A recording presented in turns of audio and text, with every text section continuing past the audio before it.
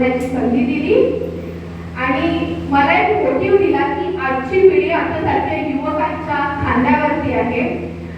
इथे उपस्थित असलेले सर्व मान्यवर माझ्यापेक्षा वयाने खूप मोठे आहे आणि त्यांच्यासोबत हा स्टेज शेअर करणे माझ्यासाठी खूप अभिमानाची गोष्ट आहे, खूप स्वाभिमानाची गोष्ट आहे.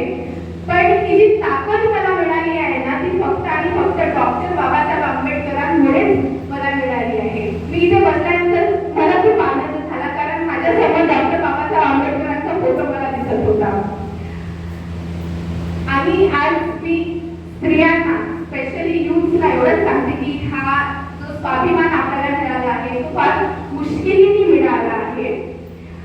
खरं तर आपलं भाग्यासाठी की आपल्याला प्रत्येक गोष्टीसाठी संघर्ष करावा लागतो, कारण आपण नास्तिक नाही तर वास्तविक आहोत.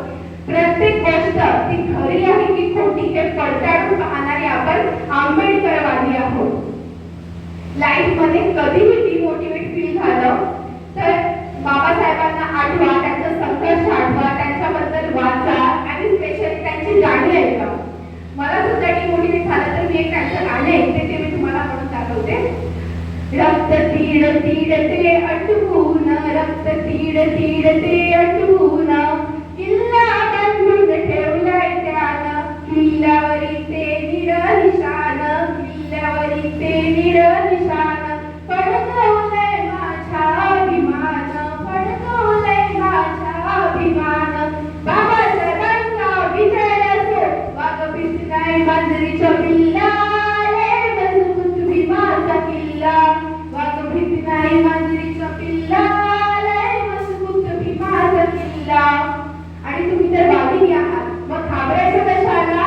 घाबरायचं नाही, लढायचं.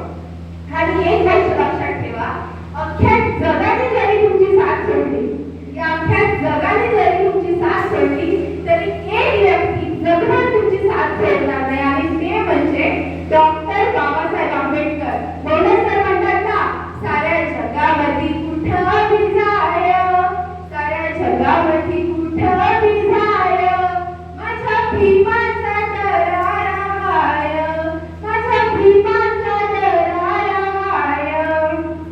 स्वतःमधला हा स्वाभिमान नेहमी जिवंत ठेवा, स्वतःमधलं हे निळ रक्त असंच भगभगत राहू द्या आणि स्वतःमधला विद्रोह असाच तेव्हा ठेवा. आणि बाबा